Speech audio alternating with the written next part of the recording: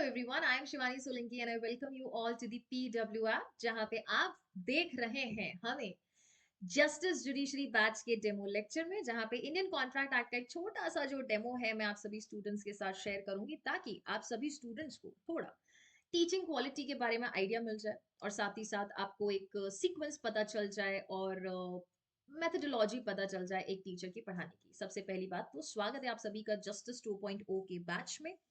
And साथ ही साथ अब क्योंकि आपने ये बैच ज्वाइन कर ही लिया है बेटा, तो जाहिर सी बात है कि आपको इस पर्टिकुलर बैच में तो पढ़ाई करनी है, लेकिन after the batch that is after classes also आपको बहुत अच्छे से पढ़ना है। अब पढ़ने के सबके अलग अलग तरीके हो सकते हैं, इसीलिए आई ऑलवेज से कि खुद के बच्चे की जो स्ट्रैटेजी है स्टूडेंट की, उससे बेहतरीन कोई स्ट्रैटेजी हो ही नहीं सकती, भले ही फिर वो आपको कितना भी बड़ा टीचर क्यों ना वो स्ट्रैटेजी दे, क्योंकि स्ट्रैटेजी अपने कन्वीनियंस, अपने नीड्स, अपने रिक्वायरमेंट्स के अकॉर्डिंग बनाते हैं। तो अगर आपका रिक्वायरमेंट है कि आपको सिविल पे अच्छे से फोकस करना है, तो हो सकता है कि आपका मेजर दिन सिविल पे जाए, और आपको है कि क्रिमिनल पे ज्यादा फोकस करना है क्योंकि क्रिमिनल वीक है, तो हो सकता है कि आपका क्रिमिनल लॉ में ज्यादा समय जाए। बट मैं अमूमन हर स्टूडेंट को ये एडवाइस देती हूँ कि आपके डेली का जो रूटीन है उसमें सिविल लॉ भी दिखना चाहिए, उसमें क्रिमिनल लॉ भी दिखना चाहिए। अगर जीके जीएस वाला स्टेट है आपका तो जीके जीएस भी होना चाहिए, और अगर ऐसा स्टेट है जिसमें आपका ग्रामर पोर्शन आता है तो आपने ग्रामर भी डेली पढ़नी चाहिए। Because remember this thing, law हर कोई पढ़ के जाने वाला है। जो मेरिट डिसाइडिंग जो आपका रहने वाला है वो जीके जीएस ग्रामर रह सकता है, हमेशा वही रहा है। एंड हमेशा स्टूडेंट को ये लगता है कि वो लास्ट में हो सकता है, बट नहीं, वो लास्ट में नहीं हो पाता। तो टाइम रहते अपने लेवल पे ये चीजें जरूर आप स्टार्ट करें, पीवाई क्यू सबसे पहले ऑब्जर्व करना शुरू करें। आज की क्लास में हम डील करेंगे इंडियन कॉन्ट्रैक्ट एक्ट, क्या समझते हैं हम कॉन्ट्रैक्ट से और क्या इंपॉर्टेंस है इस सब्जेक्ट की।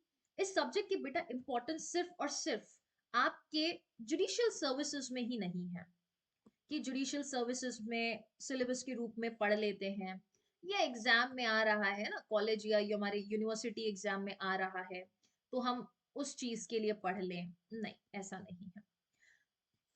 ये तो एक एस्पेक्ट है ही कि कॉलेज में आ रहा है, जुडिशियल सर्विसेज में आता है, बट आपकी डेली लाइफ के पॉइंट ऑफ व्यू से भी ये सब्जेक्ट इंपॉर्टेंट रहता है। जब से आप सुबह से उठते हैं से लेकर रात को जब तक आप सोते हैं, डेली आप इम्प्लाइड या एक्सप्रेस कॉन्ट्रैक्ट में एंटर होते ही होते हैं। क्या होता है कॉन्ट्रैक्ट? क्या मैंने आपसे कुछ पूछा, आपने उसके लिए हाँ कर दिया, okay fine ma'am we will give you these services, क्या वो कॉन्ट्रैक्ट बन गया? क्या वो एक संविदा जो है वो बन गया है? मैं हमेशा स्टूडेंट्स को रिक्वेस्ट करती हूँ कि आपके जितने भी लॉज हैं, जितने भी टर्मिनोलॉजीज हैं बेसिक लीगल, उनकी हिंदी आपको जरूर पता हो, क्योंकि हिंदी नहीं पता हुई तो हो सकता है बिंदी लग जाएगी। अगर आपके स्टेट में किसी भी रूप से हिंदी का कोई भी पेपर हो रहा है, चाहे वो प्रिलिमिनरी में हो रहा है चाहे वो मेंस में हो रहा है, ऐसे राइटिंग है, ट्रांसलेशन है, तो उसके लिए आपके लिए वर्ड जरूर रहेंगे। कोशिश करो डिग्लॉट के बैरिक ले लो। अगर डिग्लॉट के बैरिक नहीं मिल पाते हैं तो फिर आप एक चीज कर सकते हैं, वो है कि हर बैरिक का खुद का इंडेक्स ऑब्जर्व कर सकते हैं, और नोट्स बनाते वक्त वो पर्टिकुलर जो सब्जेक्ट्स टॉपिक्स हैं वो उनके पास हिंदी में सिर्फ टर्मिनोलॉजीज लिखते हैं। सो आज की क्लास में हम यही समझेंगे। कॉन्ट्रैक्ट का एक बेसिक इंपॉर्टेंस तो समझ ही चुके हैं, जुडिशियल सर्विसेज कॉलेज यूनिवर्सिटी में तो एग्जाम है ही, साथ ही साथ हमारे डेली लाइफ के पॉइंट ऑफ व्यू से भी हमें समझना, because contract is a subject जो सब्सटैंटिव लॉ तो है ही है। सब्सटैंटिव लॉ क्या होता है? सब्सटैंटिव लॉ है जो कि राइट्स एंड लाइबिलिटी से डील करता है, सब्सटेंस बता रहा है आपको कुछ। और इसी के साथ एक और लॉ आता है, दैट इज प्रोसीजर लॉ, जो आपको प्रोसीजर बताता है कि सब्सटैंटिव लॉ को इफेक्ट में कैसे लाना, उसका प्रोसीजर है। सिविल लॉ हो सकता है, प्लेंट लाएंगे, प्लीडिंग लाएंगे, रिटन स्टेटमेंट लेके आएंगे आप, है ना, इशू फ्रेमिंग होगा, फिर क्रिमिनल में चार्ज फ्रेमिंग होगा, उससे पहले एफआईआर या कंप्लेन होना चाहिए। तो ये प्रोसेस बताने वाले सारे ही लॉज जो कि एक मशीनरी, एक गाइडलाइन सेटअप करते हैं सब्सटैंटिव लॉ में दी गई रेमेडी को लेने के लिए, वो प्रोसीजर लॉज होते हैं, like CrPC which is now भारतीय नागरिक सुरक्षा संहिता, एंड सीपीसी सब्सटैंटिव, आईपीसी हो गया, दैट इज बीएनएस हो चुका है, आपका इंडियन कॉन्ट्रैक्ट एक्ट हो चुका है, टीपीए हो चुका है, ये सारे आपके सब्सटैंटिव लॉ की कैटेगरी में आते हैं। बराबर? अंडरस्टूड ना? अब जब हमने बोला कि कॉन्ट्रैक्ट का इंपॉर्टेंस क्या, जरा कॉन्ट्रैक्ट का मीनिंग समझ लेते हैं। कॉन्ट्रैक्ट का समझने से पहले आपको एग्रीमेंट समझना पड़ेगा। यस, क्योंकि कॉन्ट्रैक्ट डायरेक्टली नहीं बनता, इसका एक सीक्वेंस है और वो सीक्वेंस हमें समझना है। अगर वो सीक्वेंस आपको समझ आ गया तो ये पूरा का पूरा इंडियन कॉन्ट्रैक्ट एक्ट का रेंज, सारे सेक्शन समझ आ जाएंगे। अब इन्होंने सबसे पहले आपको अगर अच्छे से देखोगे प्रिलिमिनरी में डेफिनेशन एंड एप्लीकेशन वगैरह दे दिया है, लेकिन चैप्टर नंबर 1 में कम्युनिकेशन एक्सेप्टेंस एंड रिवोकेशन बताया है डेफिनेटली। बट ये आपको सेक्शन में सिर्फ प्रोसेस बता रहा है। क्या बता रहा है? प्रोसेस बता रहा है कि कम्युनिकेशन कैसे करना है, एक्सेप्टेंस कैसे करना है। But how all of this is helping you in making और फ्रेमिंग अ कॉन्ट्रैक्ट, ये पूरी कहानी आज हम समझेंगे। और जो हमेशा ही हर क्लास में ही मैंने कॉन्ट्रैक्ट एक्ट का लेक्चर उसी तरीके से स्टार्ट किया, और वही एक अनुमान स्टैंडर्ड तरीका है कॉन्ट्रैक्ट को डील करने का। इसीलिए मैं चाहूंगी कि आप उस कॉन्ट्रैक्ट की एक छोटी सी सीक्वेंस को समझें, एक छोटे से चार्ट को समझें। अगर वो चार्ट समझ आ जाएगा, कुछ नहीं, एक मैथमेटिकल अप्रोच है इस चार्ट में, ये चार्ट आपको समझ आ जाएगा तो काफी सारे ऐसे टॉपिक्स और उनके स्टेजेस हैं जो आपके दिमाग में और अच्छे से क्लियर हो जाएंगे। कॉन्ट्रैक्ट, अगर इफ यू वांट कि मैं आपको कुछ 100 बैरेक्स हैं, वो मैं आपको 100 बैरेक्स प्रोवाइड करूँ। इफ यू वांट कि मैम आप अपने 100 बैरेक्स मुझे प्रोवाइड करो, कुछ न्यू टाइप के बैरेक्स बनाए, ऐसे लोग के प्रोवाइड हो जाएंगे बट कुछ कंसिडरेशन भी लगेगा। बोले ठीक है मैम, कंसिडरेशन भी दे देंगे। कॉन्ट्रैक्ट बन गया, लेकिन उससे पहले बहुत सारी चीजें हुई। आपने मुझे कहा, मैंने आपको वापस बताया, कंसिडरेशन एक्सेप्ट किया हमने, तो ये सब भी तो कॉन्ट्रैक्ट की स्टेजेस है ना। इसको तो ऑब्जर्व ही नहीं किया, सीधा पढ़ने चले गए व्हाट इज कॉन्ट्रैक्ट। तो प्रपोजल कौन बताएगा, कम्युनिकेशन कौन बताएगा, एक्सेप्टेंस कौन बताएगा, कंसिडरेशन कौन बताएगा, रिवोकेशन कौन बताएगा। इसीलिए हम स्टेज एकदम बेसिक लेवल से स्टार्ट करेंगे। कोई भी कॉन्ट्रैक्ट बनने के लिए बेटा सबसे पहले अगर हमें कुछ चाहिए तो वो है हमारा एक ऑफर। मैं ऑफर भी कह सकती हूं, मैं प्रपोजल भी कह सकती हूं। ठीक है, हम एकदम नीचे क्यों लिखा, क्योंकि हमें नीचे से ऊपर चलना है। ऑफर क्या हो सकता है? I offered you that I am selling my 100 barracks. Would you like to purchase it? You said yes, ma'am. तो जब मैंने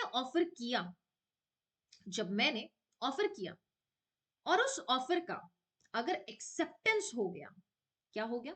acceptance. You have accepted, what have you accepted? My proposal. अभी सिर्फ अपने प्रपोजल एक्सेप्ट किया, उसके जो भी टर्म्स एंड कंडीशन थे वो भी एक्सेप्ट किया। ये क्या बनता है? ये बनता है प्रॉमिस, एक वादा हो गया। नाउ यू नो कि मैम अगर मगर किंतु परंतु नहीं करेंगे, एटलीस्ट अपने 100 बैरक्स तो हमें देंगे ही देंगे। And I also know that you are going to purchase.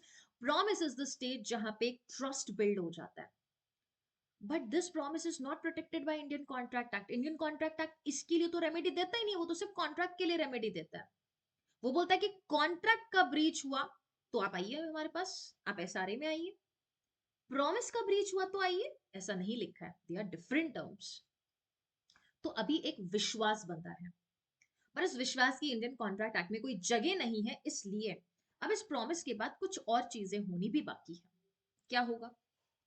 Once the promise is made, I will ask for the consideration. बेटा कंसिडरेशन क्या होगा?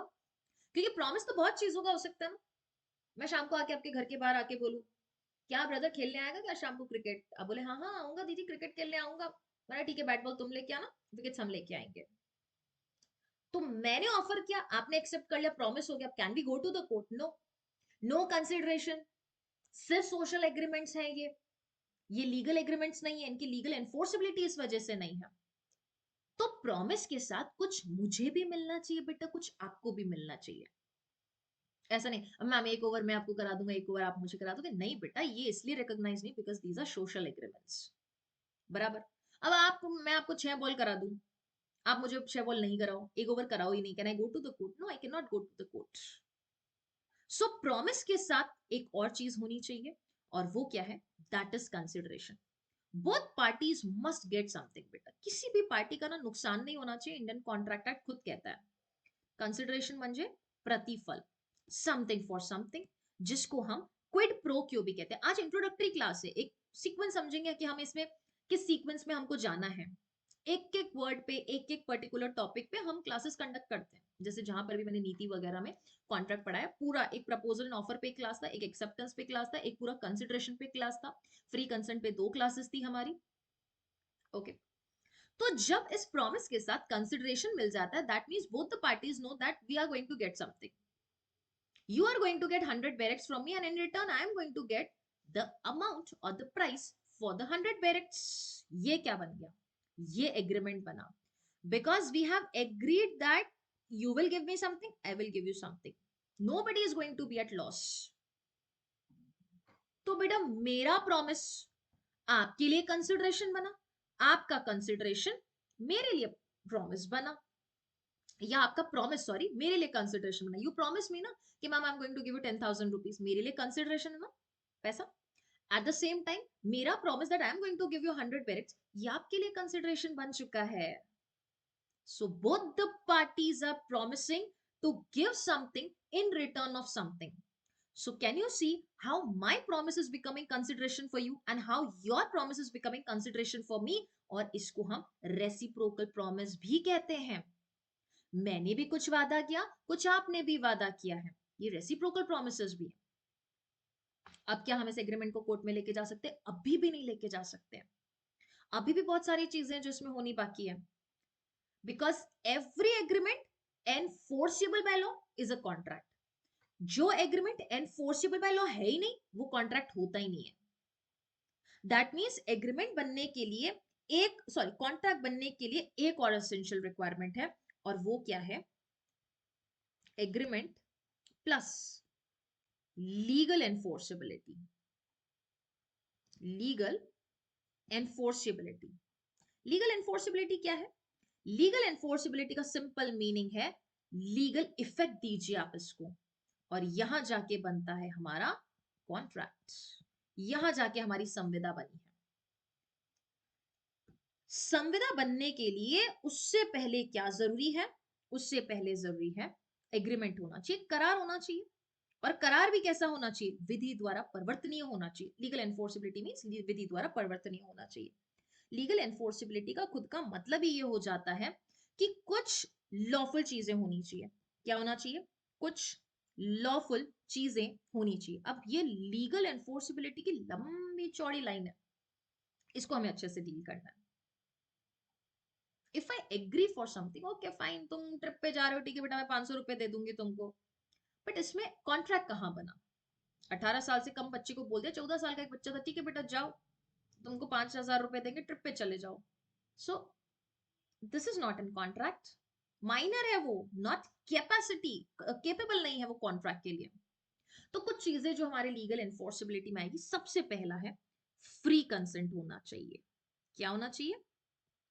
फ्री कंसेंट होना चाहिए पार्टीज का, तभी एक एग्रीमेंट कॉन्ट्रैक्ट में बदलेगा।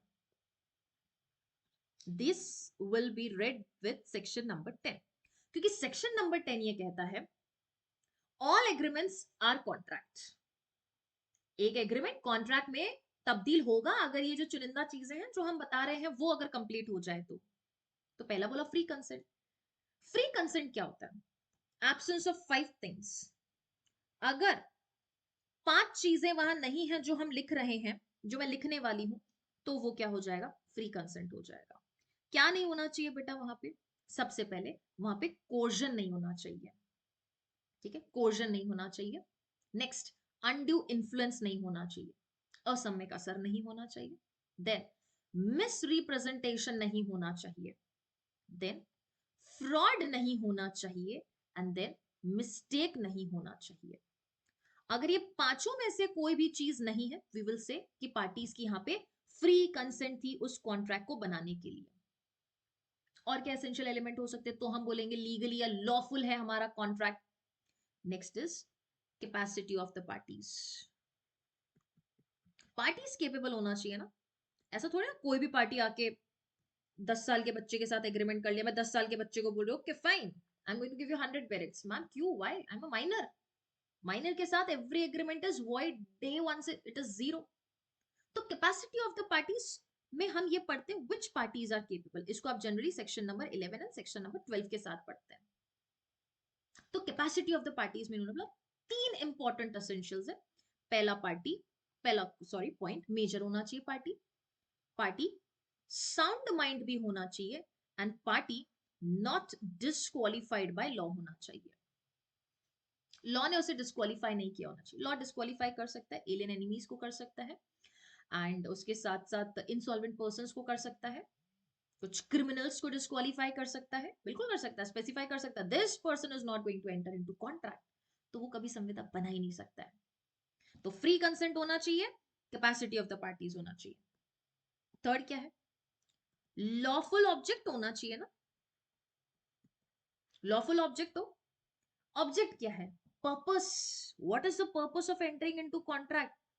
दो पार्टीज ने एग्री कर लिया कि ठीक है हम लोग फिश ऑयल के कॉन्ट्रैक्ट में एंटर होने वाले, लेकिन बाद में पता चला कि फिश ऑयल को तो आप कोई टेररिस्ट एक्टिविटीज या कोई मान लो कोई रिलीजियस दंगे करने के लिए आप कॉन्ट्रैक्ट में एंटर कर रहे हो, तो पर्पस लॉफुल होना चाहिए। दैट मीन्स कोई फ्रॉड नहीं हो, कोई पब्लिक पॉलिसी के अगेंस्ट नहीं हो, इमोरल नहीं हो, फॉरबिडन बाय लॉ नहीं हो, it should not beat the objective of the law नहीं होना चाहिए, तो लॉफुल ऑब्जेक्ट होना चाहिए। फोर्थ क्या है, लॉफुल कंसिडरेशन होना चाहिए ना। कंसिडरेशन आपने यहां डिसाइड कर लिया, बट वो भी लॉफुल होना चाहिए। I am telling you okay fine, I give you 1000 barracks or 100 barracks and in return you will provide me with 100 AK-47, ये तो कोई कंसिडरेशन वैलिड नहीं हुआ। या फिर कोई इमोरल एक्टिविटी करवाने के लिए बोला जा रहा है, ह्यूमन ट्रैफिकिंग करेंगे, गलत बात है। Consideration that is what the party is receiving, what benefit और the profit the party is receiving, ये कभी भी अनलॉफुल नहीं हो सकता है। एंड फिफ्थ इज ऐसे agreements not declared void by law। अगर लॉ ने ही इन कॉन्ट्रैक्ट्स को void डिक्लेयर कर दिया, तो आप उस कॉन्ट्रैक्ट में कभी एंटर ही, एग्रीमेंट में एंटर ही नहीं कर सकते। वो एग्रीमेंट एग्रीमेंट रह जाएगा, 10वीं फेल रह जाएगा। That means, ma'am are there any agreements which are declared void by law? Yes, we have a long list, बहुत लंबी लिस्ट है, कम से कम 10 से 12 सेक्शंस की लिस्ट है, जो बताता है कि कुछ एग्रीमेंट्स है वो एक्सप्रेस रूप से void है, वो एग्रीमेंट आप कर ही नहीं सकते। बेटा माइनर के साथ एग्रीमेंट नहीं कर सकते, void एग्रीमेंट। ट्रेड प्रोफेशन पे रेस्ट्रिक्शन लगाने वाले एग्रीमेंट्स नहीं कर सकते, void एग्रीमेंट्स है। लीगल प्रोसीडिंग लाने का रेस्ट्रिक्शन नहीं कर सकते, void एग्रीमेंट्स है। वेजरिंग एग्रीमेंट्स void एग्रीमेंट्स है। एग्रीमेंट्स में अनसर्टेनिटी दिख रहा है, void एग्रीमेंट्स है। यस और नो? तो ये सारी चीजें आपके void एग्रीमेंट्स में आते हैं। पार्टीज केपेबल नहीं है अगर, void एग्रीमेंट हो जाएगा। ऑब्जेक्ट एंड कंसिडरेशन वैलिड नहीं है, लॉफुल नहीं है, void contract, sorry not contract, void agreement बन जाएगा। void कॉन्ट्रैक्ट void एग्रीमेंट बहुत फर्क है। voidable कॉन्ट्रैक्ट बहुत फर्क है। इसलिए मैंने फ्री कंसेंट का एग्जांपल अभी तक आपको void एग्रीमेंट की लिस्ट में दिया ही नहीं, क्योंकि कभी भी फ्री कंसेंट ना होने पर एग्रीमेंट void नहीं होता है, voidable होता है। That means that contract has a capacity of getting void, but वो कभी भी void एग्रीमेंट नहीं होगा। ठीक है, तो ये 5 ग्राउंड्स है जो कि जरूरी है एक एग्रीमेंट को कॉन्ट्रैक्ट में कन्वर्ट करने के लिए। अब मैं आपको सरल भाषा में बोलूं, agreement is nothing but a 10th passed student, अगर वो ये 11th पास कर ले तो वो 12th में आ जाएगा। अगर 11वीं फेल हो जाए तो बेटा वो सिर्फ 10वीं पास रहेगा, और 10वीं पास को हम कभी भी 12th पास थोड़ी ना कह सकते हैं। एक बात बताओ, every 12th passed person is 10th passed, yes or no? Yes, but every 10th passed person is a 12th passed? No. In the same way, all contracts are agreements, but all agreements are not contracts। क्यों? क्योंकि एक contract convert होने के लिए आपको कुछ तो भी चीजें चाहिए ना।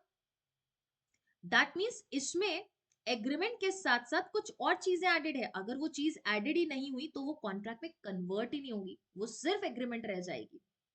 अंडरस्टूड? तो ये पूरी सीक्वेंस है जिस सीक्वेंस में आपको ये चीजें पढ़नी चाहिए। बराबर है।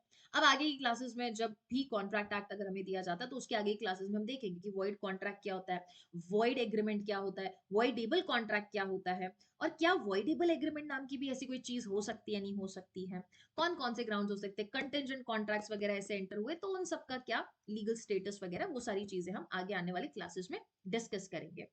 ठीक है, अंडरस्टूड? चलिए आगे चलेंगे जहां पे हम देखने वाले हैं कि एक कॉन्ट्रैक्ट और इन सब की डेफिनेशन कैसे दे रखी है आपके इंडियन कॉन्ट्रैक्ट एक्ट में, जरा इसको देखेंगे। 2H of your Indian contract act defines contract. सबसे पहले संविदा, अब हम उल्टा चलेंगे, ठीक है, ताकि हम देखें तो सही वाकई में मैम कॉन्ट्रैक्ट की डेफिनेशन में एग्रीमेंट वर्ड है कि नहीं है। बिल्कुल है, देखो क्या लिखा है, an agreement enforceable by law. And कौन कौन से एग्रीमेंट्स एनफोर्सेबल होते हैं? वो जो कि सेक्शन नंबर 10 में दे रखे हैं हमको। कौन कौन से हैं? अभी हमने पढ़ा, फ्री कंसेंट होना चाहिए, केपेबल पार्टीज होनी चाहिए, लॉफुल ऑब्जेक्ट, लॉफुल कंसिडरेशन होना चाहिए, not declared void by law होना चाहिए। एक्सप्रेसली लॉ ने उसको वॉइड डिक्लेयर नहीं करना चाहिए। तो वो तो एक ऐसा एग्रीमेंट हो जाएगा जो एनफोर्सेबल बाय लॉ है और फिर वो कॉन्ट्रैक्ट में कन्वर्ट हो सकता है। बिकॉज जो एग्रीमेंट लॉ के द्वारा एनफोर्सेबल है, अगर उनका ब्रीच हो गया, you can go to the court for the remedy. Remember this thing. जब भी हम enforceable बोलते हैं, you all have studied fundamental rights versus fundamental duties, yes or no? Sorry, fundamental rights versus DPSP. बोलो हाँ की ना? DPSP पढ़ा ना? Fundamental rights are enforceable, justiciable, but DPSP is not justiciable. Neither it is enforceable. DPSP के violation से या अगर स्टेट वेलफेयर नहीं माने या ऐसा कोई भी डीपीएसपी में राज्य के नीति निर्देशक तत्व को अगर फॉलो नहीं करे तो आप जा सकते हैं कोर्ट? नहीं जा सकते, अलाउ ही नहीं करता है आपको। वैसे के वैसे it is with agreement. Fundamental rights is like contract, DPSP is like a agreement, और rather agreement is like a DPSP and contract is like a fundamental right. Fundamental right है, ब्रीच हो रहा है, कॉन्ट्रैक्ट का breach हो रहा है, go to the court. Agreement का ब्रीच हो रहा है, नो रेमेडी, नथिंग। इसीलिए कहते हैं कि आपको हर एक पॉइंट देखना है, उसके बाद ही आप कोर्ट जा पाएंगे, otherwise court is also not going to entertain your matter. What is agreement? तो मैम आप एग्रीमेंट बोल दिया, एग्रीमेंट भी तो समझाओ ना। तो बेटा 2K clause E, it is clause E, okay, not subsection. Section 2 clause ई कहता है every promise and every set of promises. मैंने आपको प्रॉमिस किया, मेरा प्रॉमिस आपको करना भी एक एग्रीमेंट है। मैंने प्रॉमिस किया आई will give you 100 barracks, promise कर लेना, एग्रीमेंट हो जाएगा वो आगे। एंड सेट ऑफ प्रोमिसेस मतलब मेरा प्रॉमिस प्लस प्रॉमिस, आपने भी तो किया ना प्रॉमिस मुझे, या हो सकता है मैंने आपको 10 प्रॉमिस किया, आपने मुझे एक प्रॉमिस किया। तो सेट ऑफ प्रोमिसेस मतलब एक से ज्यादा प्रोमिसेस भी अगर हमने किए हैं, forming the consideration for each other. You remember I told you कि मैं आपको 1000 बैरिक्स दे रही हूँ या 100 बैरिक्स दे रही हूँ, इन रिटर्न आप मुझे 100 या जो भी 1000 10,000 रुपीज है वो दे रहे हो। तो मेरा आपको बैरिक देना, मेरा प्रॉमिस जिसमें मैंने बोला I am going to give you the 100 बैरिक्स, ये आपके लिए कंसिडरेशन है, और आपका मुझे 1000 10,000 या what ever the amount is वो देने का प्रॉमिस मेरे लिए कंसिडरेशन। तो can you see how each others promise is becoming consideration for each other, even for the parties वो कंसिडरेशन बन रहा है, वो प्रॉमिस के लिए भी एक दूसरा कंसिडरेशन के रूप में काम कर रहा है।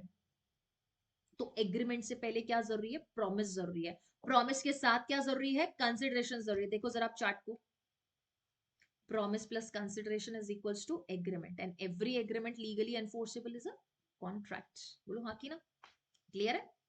तो इस सीक्वेंस में आपको पढ़ना है, और इस सीक्वेंस से आप जब पढ़ेंगे तो आपको थोड़ा मैथमेटिकल कैलकुलेशंस के हिसाब से आपका कॉन्ट्रैक्ट काफी आसान हो जाएगा। ठीक है जी, आगे चले, चलिए। एक छोटा सा एग्जाम्पल है, आप इस एग्जाम्पल को बाद में ऑब्जर्व करेंगे।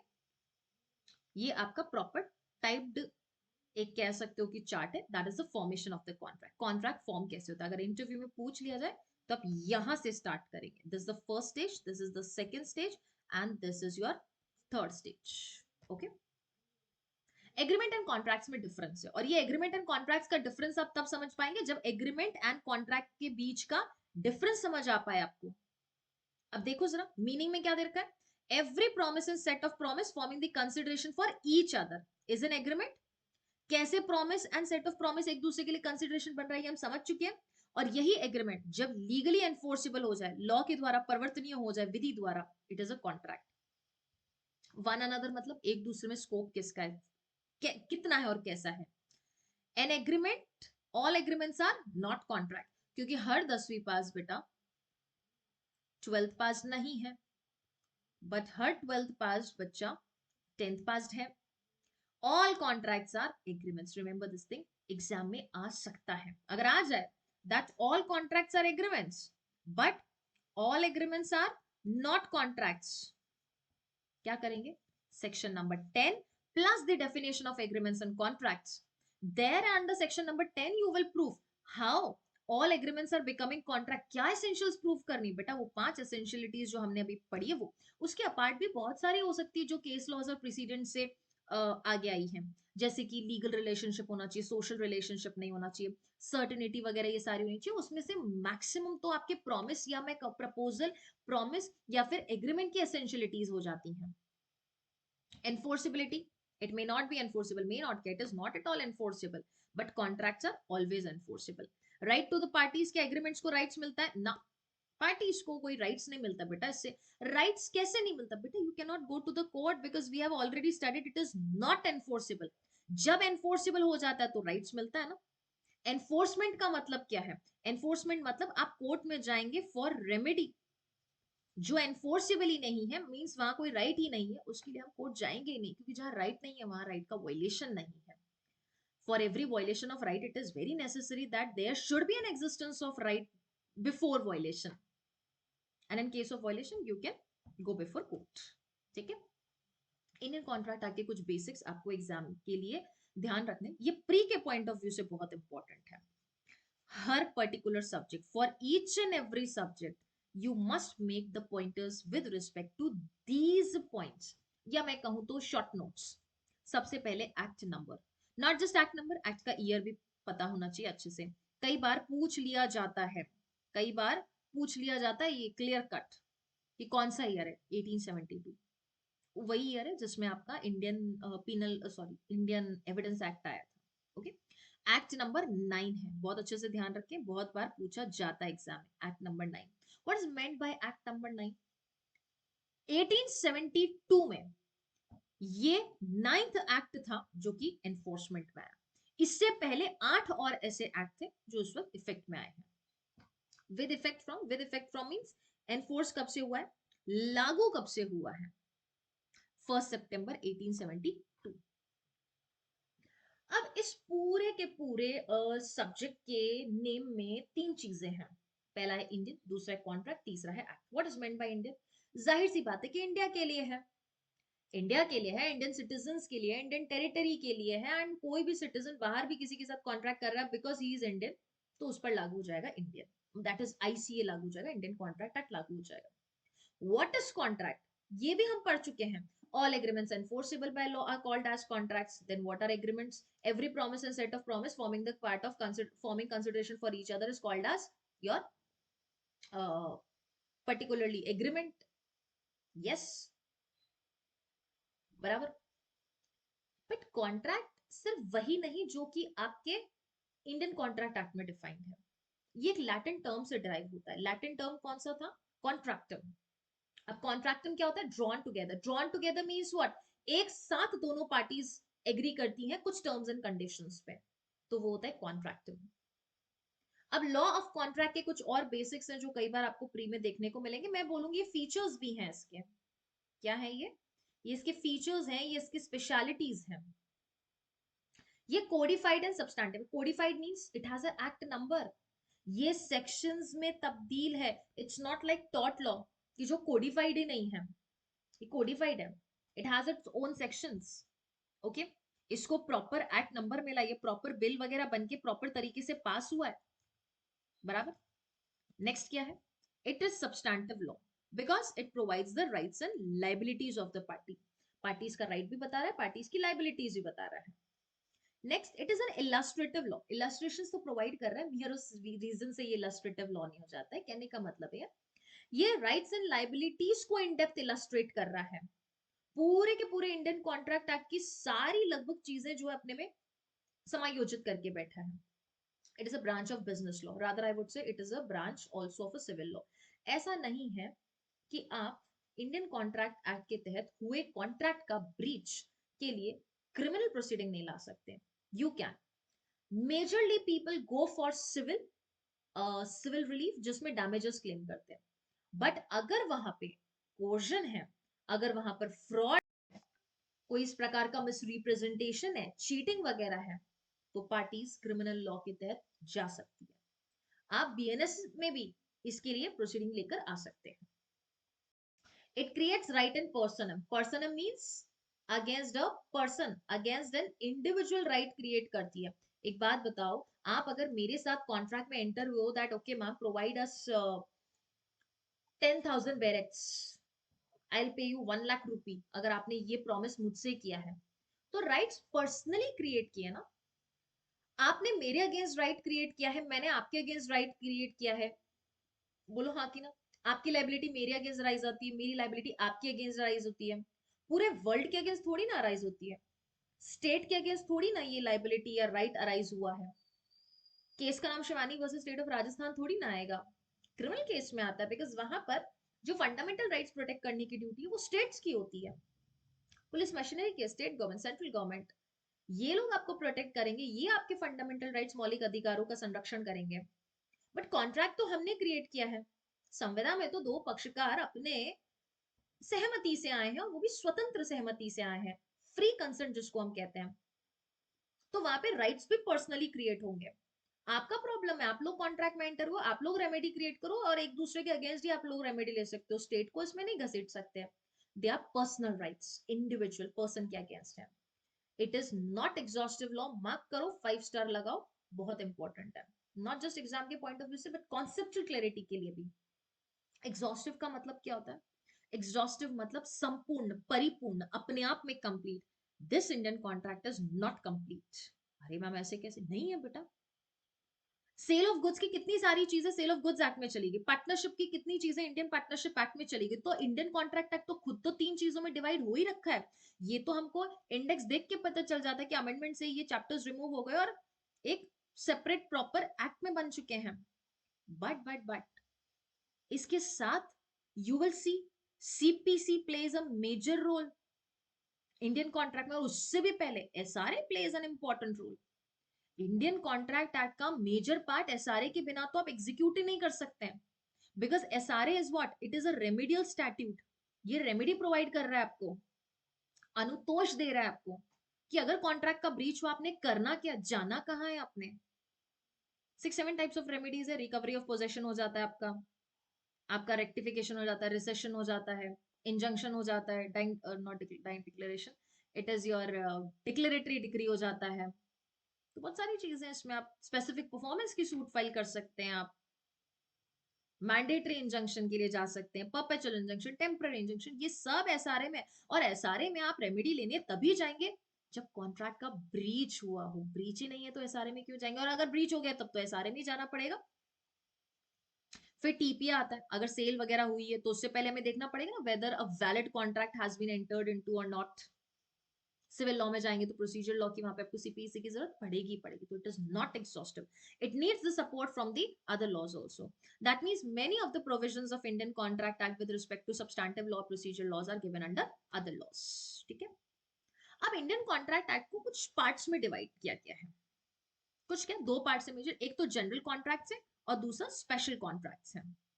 जनरल कॉन्ट्रैक्ट्स पढ़ने में बच्चों को बहुत मजा आता है, और स्पेशल कॉन्ट्रैक्ट्स में भी इंडेमनिटी गारंटी तक खूब मजा आता है, बेलमेंट तक भी पढ़ लेते हैं, प्लेजर एजेंसी तक आते आते उनको थोड़ा बोरिंग लगने लग जाता है, क्योंकि एजेंसी के स्टार्टिंग के सेक्शन थोड़े इंटरेस्टिंग है, बट एंड में जाते जाते थोड़ा खिचड़ी बनने लग जाता है, तो स्टूडेंट्स को बोरिंग लगता है। बट रिमेंबर दिस थिंग, जहां पर दूसरों के लिए खिचड़ी बन रही है वहां पर आप अपना हलवा बनाओ, ट्रस्ट मी, बिकॉज इजी चीज तो सब पढ़ के जा रहे हैं। What is something which you are studying is different, जाहिर सी बात है वो जो सबके लिए आसान नहीं है, आप उसको अपनी स्ट्रेंथ बनाओ। दूसरों की वीकनेसेस अगर आपकी स्ट्रेंथ बन जाती है, और जो उनकी स्ट्रेंथ है वो तो आपकी है ही, तो strength plus strength double strength बन जाती है आपकी।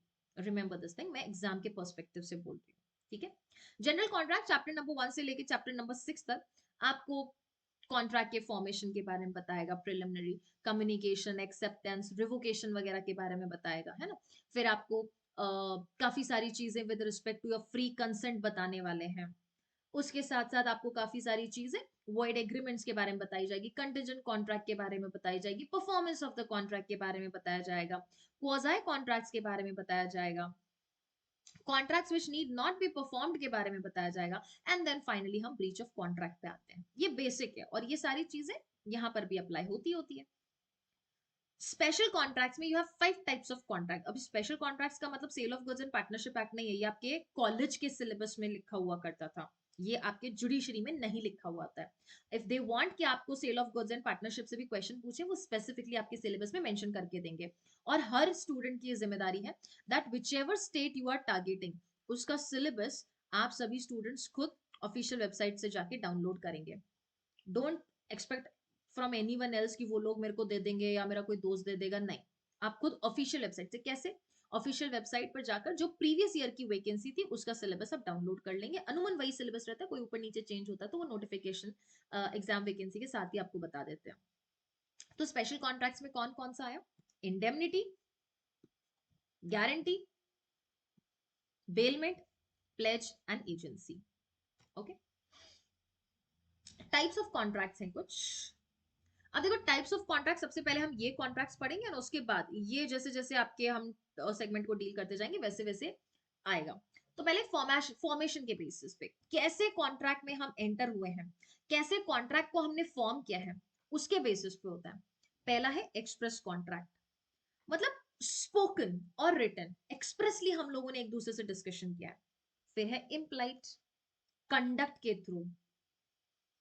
A was sitting, he was polishing the shoe. B came और उसने अपना जूता रख दिया. A started polishing. This is an implied contract.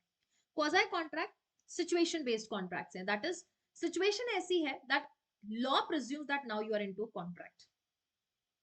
A delivery boy came to my house और उसने एक पिज्जा रख दिया ये सोचकर कि मेरा प्लॉट नंबर 8 है, जबकि मेरा प्लॉट नंबर 1 था।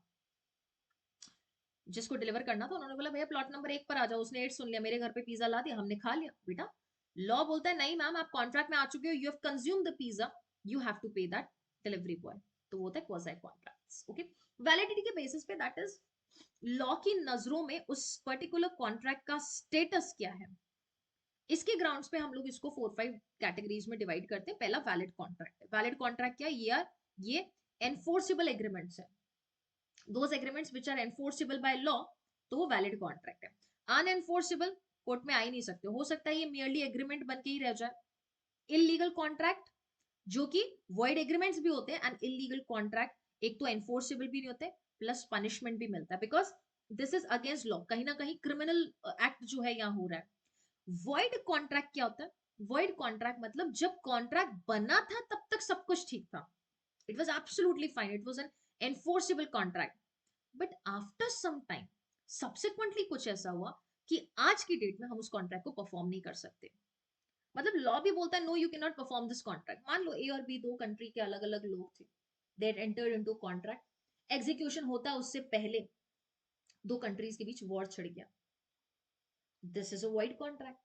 जब कॉन्ट्रैक्ट में एंटर हुए थे फ्रेंडली रिलेशंस थे दोनों कंट्रीज के, अब उस कॉन्ट्रैक्ट को एंटर नहीं कर सकते, वॉइड, शून्य हो चुका है, वो जीरो इफेक्ट हो चुका है, इफेक्ट ही नहीं दे सकते उसको, उसको जीवित नहीं कर सकते, मर गया, कॉन्ट्रैक्ट खत्म हो गया। या फिर मान लीजिए A promise B to paint his house, बोले घर पेंट करूंगा मैं आपका, लेकिन पेंट करता उससे पहले ए डाइज, ए मर चुका है, अब वो कॉन्ट्रैक्ट वॉइड कॉन्ट्रैक्ट हो चुका है। अगर कॉन्ट्रैक्ट ऐसा था कि शो कर दिया जाए कि नहीं उसके लीगल रिप्रेजेंटेटिव भी कॉन्ट्रैक्ट को परफॉर्म कर सकते हैं, ऐसा पहले बात हो रखी, तो आ जाए लीगल रिप्रेजेंटेटिव, फिर वो वैलिड कॉन्ट्रैक्ट रहेगा। लेकिन अगर स्पेसिफिक आपका पर्सनल क्वालिफिकेशंस वाला कॉन्ट्रैक्ट है जो सिर्फ एक पर्सन की क्वालिटी पर ही डिपेंड करता है, उसकी स्पेसिफिक स्किल्स पर डिपेंड करता है, वो कॉन्ट्रैक्ट पार्टी के मरने के बाद वॉइड कॉन्ट्रैक्ट हो जाएगा, उसको एग्जीक्यूट नहीं कर सकते। एंड वॉइडेबल कॉन्ट्रैक्ट का मेजर जो ग्राउंड है, वैसे इंडियन कॉन्ट्रैक्ट में और भी सेक्शंस आप पढ़ेंगे, मेजर रीजन जो है वो है फ्री कंसेंट का ना होना। जब कंसेंट पार्टी की फ्री नहीं है, पार्टी को कोर्स किया गया है या अंडू इन्फ्लुएंस किया गया है, मिस रिप्रेजेंटेशन किया गया है, फ्रॉड कमिट किया गया है, कॉन्ट्रैक्ट वॉइड एबल हो जाता है। एबल वर्ड लगने का मतलब उसमें क्षमता है कि वो आगे जाके वॉइड हो सकता है। लेकिन अगर पार्टी ने एक्सेप्ट कर लिया कि हाँ ठीक है फ्रॉड किया तो किया, जोर जबरदस्ती की तो की, हम इस कॉन्ट्रैक्ट को एक्सेप्ट करते हैं, ये वैलिड कॉन्ट्रैक्ट बन जाएगा। लेकिन अगर पार्टी के ऊपर जोर जबरदस्ती किया, फ्रॉड किया, कपट किया, छल किया, अनड्यू इन्फ्लुएंस किया, कोर्जन किया, प्रपीड़न किया, और अगर पार्टी उसको रिजेक्ट कर देती है, अब ये भी वॉइड कॉन्ट्रैक्ट बन जाएगा, because now this can not be executed, अब ये नल एंड वॉइड हो चुका है, जीरो हो चुका है। तो इन शॉर्ट कैन आई से वॉइडेबल कॉन्ट्रैक्ट में पार्टीज के पास ऑप्शन होता है to choose either to accept the contract और टू रिजेक्ट द कॉन्ट्रैक्ट। वो एक्सेप्टेंस और रिजेक्शन के बाद कॉन्ट्रैक्ट की स्टेटस चेंज हो जाएगी, ध्यान रखना। एक्सेप्ट कर लिया कि किया तो किया मैम ने अनडू इन्फ्लुएंस, जोर जबरदस्ती किया तो किया, डाटा तो डाटा हमको, और जबरदस्ती कॉन्ट्रैक्ट में एंटर करवाया तो करवाया, कोई बात नहीं, हमारी अच्छे के लिए तो हमको बेरेक दे रही है मैम, हम तो एक्सेप्ट कर दे, वैलिड कॉन्ट्रैक्ट बन गया, now you can not deny. नहीं, ऐसे कैसे मैम ने कपट फ्रॉड कर दिया हमारे साथ, हमको दिया ही नहीं 100 बेरेक्स, इस इंटेंशन के साथ ही वो कॉन्ट्रैक्ट में आई थी कि वो हमको 100 बेरेक्स नहीं देंगी, तो that is your void contract if you reject it. Okay, and void agreements क्या है, डे वन से, डे वन से they are null and void, that means starting से ही उसका कोई अस्तित्व नहीं है, स्टार्टिंग से ही उसका कोई अस्तित्व नहीं है। क्लियर, आगे चलेंगे। Essentials of a valid contract क्या होते हैं, वैलिड कॉन्ट्रैक्ट के एसेंशियल्स। अब आप ये देखोगे कि मैम अगर आप ये नहीं भी हमें पढ़ के बताती तो भी हम कहीं ना कहीं आज के लेक्चर को समराइज कर सकते थे। ये लेक्चर को हम समराइज कर पा रहे कि नहीं कर पा रहे, ऑब्वियसली हम इस लेक्चर को समराइज कर पा रहे हैं ना। कैसे समराइज कर पा रहे हैं, हमने स्टार्टिंग में ही बोल दिया था कॉन्ट्रैक्ट फॉर्म कैसे होता है। फॉर्मेशन ऑफ कॉन्ट्रैक्ट के बेसिस पे हमें उसके एसेंशियल्स मिलते हैं कि नहीं मिलते हैं बच्चे, ऑब्वियसली मिलते हैं। हमने बोला ऑफर होना चाहिए, ऑफर का एक्सेप्टेंस होना चाहिए, प्रॉमिस बनेगा, प्रॉमिस के साथ कंसिडरेशन होगा तो एग्रीमेंट बनेगा, एग्रीमेंट जब लीगली एनफोर्सेबल होगा तो वो कॉन्ट्रैक्ट बनेगा। लीगल एनफोर्सेबिलिटी में क्या पड़ा, free consent, capable parties, lawful consideration, lawful object, not expressly declared, void by the law. तो ये सब एसेंशियलिटीज ऑलरेडी हम पढ़ के आ चुके। तो अगर एग्जाम में क्वेश्चन आ भी गया, essentials of a valid contract, formation से लेके उस एग्रीमेंट के कॉन्ट्रैक्ट में कन्वर्ट होने तक जो कुछ पॉइंट मिले वो सब एसेंशियल्स एक वैलिड कॉन्ट्रैक्ट के। तो पहला क्या था, ऑफर या प्रपोजल, सेकंड क्या था, एक्सेप्टेंस, थर्ड फ्री कंसेंट, ये सब क्या है, ये लीगली एनफोर्सेबल बना रहा है, बोलो हाँ कि ना। कैपेसिटी ऑफ द पार्टी, अच्छा फ्री कंसेंट क्या होता है, जहां पे कोर्जन नहीं है, जहां पे अनड्यू इन्फ्लुएंस नहीं है, मिस्टेक नहीं है, मिसरिप्रेजेंटेशन नहीं है, फ्रॉड नहीं है। And capacity of the parties means party should be capable, कौन कौन पार्टीज केपेबल है, मेजर होना चाहिए, साउंड माइंड होना चाहिए, and not disqualified by law होना चाहिए। नेक्स्ट हमने बोला लॉफुल कंसिडरेशन होना चाहिए, लॉफुल ऑब्जेक्ट होना चाहिए, पर्पस क्या है आपका कॉन्ट्रैक्ट में एंटर होने का। अच्छा एक डिफरेंस समझ लेंगे हम कंसिडरेशन एंड ऑब्जेक्ट का भी, not expressly declared by law, law से वॉइड डिक्लेयर ना करें, एंड पार्टीज का इंटेंशन कैसा होना चाहिए, पार्टीज का इंटेंशन होना चाहिए एक लीगल रिलेशनशिप में आने का, इंटेंशन वाकई legal relationship, not social relationship, कि हाँ मैम आज हम आपके यहाँ पे दावत में आ जाएंगे खाना खाने के लिए, फिर मैंने आपको खाना खिलाया ही नहीं। ये सोशल रिलेशनशिप्स हैं, लीगल रिलेशनशिप नहीं है। इसका लैंडमार्क केस भी है, बाल्फर वर्सेस बाल्फर का एक लैंडमार्क केस भी है। ठीक है, now let's understand the difference between two terminologies, and वो terminology है, okay, वो terminology है, पहले तो है आपकी ऑब्जेक्ट, ठीक है, एंड दूसरा है आपका कंसिडरेशन।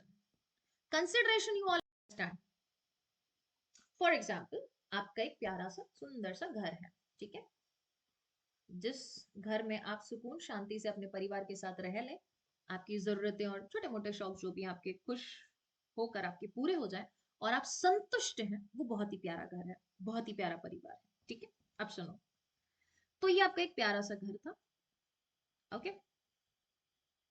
अब एक दिन मैं आपके शहर में रहने आई, आपको पता चला कि मैम हमारे शहर में रहने आई हैं, तो जाहिर सी बात है कहीं तो रूम वगैरह फ्लैट वगैरह कुछ तो देखेंगे। तो मैंने आपसे पूछा बेटा आपके घर पे कोई मकान वगैरह खाली है, कोई रूम वगैरह, आपने बोला यस मैम है ना, हमारा ऊपर वाला जो टेरेस पर रूम है एकदम खाली है, हम आपको दे सकते हैं रेंट पे। तो मैंने बोला ओके आप मुझे रेंट पे दे दो।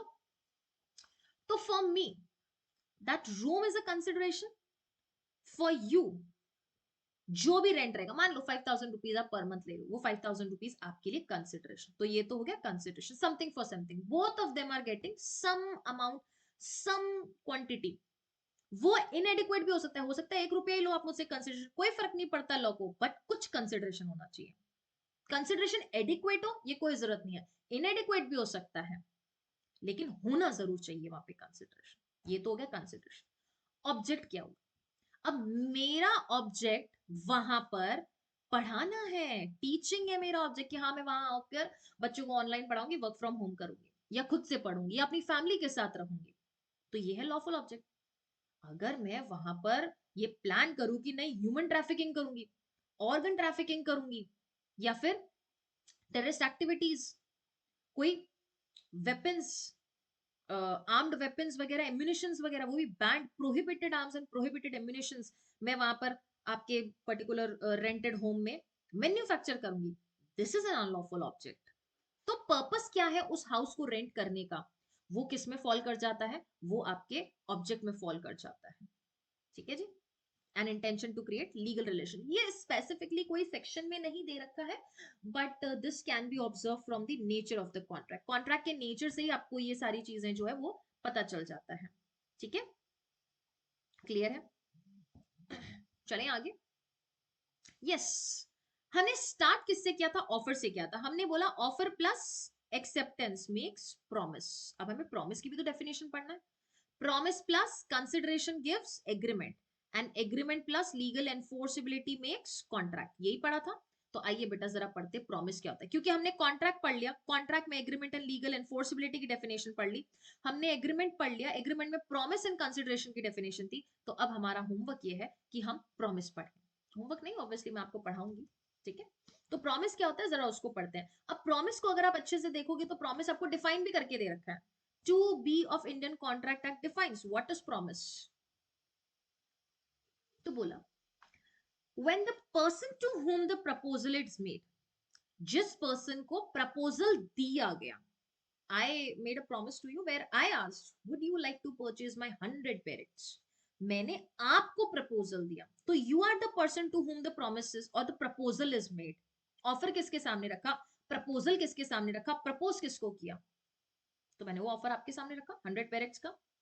So when the person to whom the proposal is made signifies his assent, उसने assent दिया, consent बताई, yes no में जवाब दिया, और वो आंसर कैसा आया? पॉजिटिव आया, उसने आंसर किया, then the proposal is said to be accepted.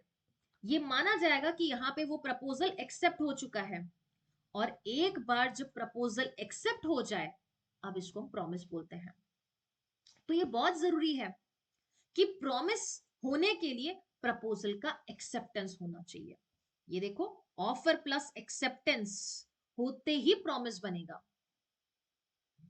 और वो एक्सेप्टेंस के लिए अपनी विलिंगनेस को सिग्निफाई तो करे वो।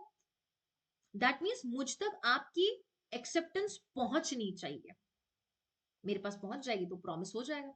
सो अ प्रपोजल व्हेन एक्सेप्टेड, जैसे ही एक्सेप्ट हुआ, it becomes a promise. Thus, where there's a proposal from one side and acceptance of that proposal by other side, it results in a promise. This promise from two parties to one party is known as agreement. ठीक है? Although this is not the official definition, official in the sense ये provisional definition नहीं है, आपको provisional definition वही लिखनी है जो कि आपके provisions में provided है, that is BEREC में provided है। Now we'll come to the two essential characteristics of agreement. बीच में छोटा सा टॉपिक आ गया, नॉट अ प्रॉब्लम। तो प्रॉमिस हमने पढ़ लिया है, आने वाली क्लासेस में हम ऑफर एंड एग्रीमेंट को भी पढ़ लेंगे, अगर इंडियन कॉन्ट्रैक्ट एक्ट मुझे पढ़ाने को दिया जाता है तो। हाल फिलहाल एक डेमो के लिए आप देख सकते हैं कि मैम कैसा पढ़ाती हैं, इंटरेस्टिंग है कि नहीं है, बोरिंग है कि नहीं है, कुछ सेक्शंस को कंपाइल करके बताती हैं क्या मैम। तो एक इंट्रोडक्टरी क्लास में आपको काफी सारी चीजों का अंदाजा मिल जाता है। बाकी बेटा आपने यूट्यूब पे तो खूब क्लासेस देख ही रखी है, उससे भी आपको पता चल जाएगा कि हर एक कॉन्सेप्ट पे कमांड कैसा है, आपको समझ में कैसा आता है। ठीक है, चलिए जी। एग्रीमेंट की कुछ कैरेक्टरिस्टिक्स हैं, दो कैरेक्टरिस्टिक्स ये याद रखनी है। मैं बोल रही हूँ बेटा ये सिर्फ एग्रीमेंट में नहीं, ये कॉन्ट्रैक्ट में भी है, ये प्रॉमिस में भी है। Same, both these essential elements are required for contract also, for promise also and for agreement also. सबसे पहले क्या बोला? Plurality of the parties. Plurality means plural, सुना ना, एक से ज्यादा, एक वचन, बहुवचन। बेटा एक बात बताओ, can I agree with myself? हाँ, there can be a way that I agree with my opinions, my concepts, my perceptions, कि ठीक है वो मैं आप खुद से एग्री करती हूँ, वो एक अलग चीज है। लेकिन कोई कॉन्ट्रैक्ट में एंटर होने के लिए क्या मैं खुद से एग्री कर लूं? Will students buy 1,000 barrett? Yes, yes, yes, they will buy 1,000 barrett. Okay, I'm in the agreement. ना, एक से ज्यादा पर्सन के साथ जब होंगे तब एग्रीमेंट होगा. दैट मीन्स कम से कम दो लोग तो चाहिए ही चाहिए हम. तो प्लुरलिटी ऑफ द पर्सन चाहिए ना. Single person can not agree with himself for the purpose of Indian contract act. तो it says there must be two और more persons to make an agreement, because one person can not enter into agreement with himself. वो खुद के साथ agreement पे enter कर ही नहीं सकता है एक व्यक्ति. एक से ज्यादा व्यक्ति का होना बहुत जरूरी है बेटा. सो more than one, I can write it like this, more than one person is required. अगर एग्जाम में आ जाए तो आपको ये लिखना पड़ेगा मिनिमम 2 persons तो चाहिए ही चाहिए. हो सकता है प्री में पूछ लिया जाए. मोर देन 1 person, एक से ज्यादा का मतलब ही 2 person हो गए. तो minimum person required for an agreement is 2. जब आप स्पेशल कॉन्ट्रैक्ट्स वगैरह पढ़ेंगे ना तो वहां पे पार्टीज चेंज होती जाएगी. जैसे इंडेमनिटी में 2 ही चाहिए, गारंटी में 3 पार्टीज चाहिए. Yes, 3 parties are required. Surety, principal debtor and creditor. तो पार्टीज कितनी चाहिए ये भी ध्यान रखेंगे आप. Second is consensus ad idem. Consensus ad idem means meeting of minds. Meeting of minds. Meeting of minds क्या होता है? दिमागों को मिलाना? नहीं. दिमाग में चल रही बात, इंफॉर्मेशन को शेयर करना और उस पर एग्री भी करना. Consensus ad idem. Both the parties must agree in same sense. दोनों पार्टीज जब सेम सेंस में एग्री करें तो हम बोलेंगे कंसेंसस ad idem है. दैट मीन्स किसी भी प्रकार की क्या नहीं होना चाहिए? मिसअंडरस्टैंडिंग नहीं होनी चाहिए. मिसअंडरस्टैंडिंग होते बेटा क्लैरिटी नहीं होती है. कहीं ना कहीं हमारा एग्रीमेंट अनसर्टन होता है. अनसर्टन है, वेग है, नॉट क्लियर है, या मैं बोलूं तो एम्बिग्वियस है. तो उस मामले में हमारा ये वॉइड एग्रीमेंट बन जाता है. ये वॉइड एग्रीमेंट रह जाता है. तो क्या बोला? both the parties to an agreement must agree about the subject matter of the agreement in the same sense. at same time का कोई जरूरत नहीं है. same sense, same manner. जो बोला वही आपने सुना, जो आपने बोला वही मैंने सुना और वही समझा. दैट मीन्स यहां समझने की जरूरत है, या मैं बोल सकती हूँ समझना चाहिए. एक ही चीज, ओनली वन थिंग और whatever things are said, समझना एक ही कॉन्टेक्स्ट में चाहिए. कॉन्टेक्स्ट अलग अलग नहीं होना चाहिए. ठीक है. अब आपको पता होगा जो हमने टाइप्स ऑफ कॉन्ट्रैक्ट की बात की थी, टाइप्स ऑफ कॉन्ट्रैक्ट में हमने फॉर्मेशन का एक ग्राउंड बोला था. उसमें हमने एक ग्राउंड बोला था दैट इज एक्सप्रेस. अब एक्सप्रेस एक ओरल हो सकता है, रिटन हो सकता है, और ओरल या सॉरी रिटन जो होता है वो रजिस्टर भी हो सकता है. जब आप टीपीए पढ़ते हैं ना बेटा तो वहां पर आप काफी सारे टाइप्स ऑफ ट्रांसफर्स पढ़ते हैं. तो टीपीए में ट्रांसफर होने से पहले भी वहां पे आपको कुछ रिक्वायरमेंट्स की जरूरत है. जैसे वहां पे कॉन्ट्रैक्ट होना चाहिए, lawful party that is capable parties होना चाहिए. ट्रांसफर आप हर किसी को थोड़ा ना कर सकते हो. ट्रांसफरर कौन हो सकता है? कॉम्पिटेंट टू द कॉन्ट्रैक्ट होना चाहिए.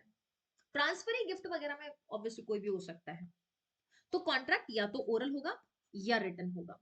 और रिटन कॉन्ट्रैक्ट को ही हम रजिस्टर कराते हैं. रजिस्टर मींस आप रजिस्ट्रार के पास जाते हैं. रजिस्ट्रार मींस अरे सेल डीड वगैरह बनाते हो तब रजिस्ट्री लेके आते हो कि नहीं आते हो? वहां जाकर ये स्टैम्प पेपर बनवाते हो कि नहीं बनाते हो?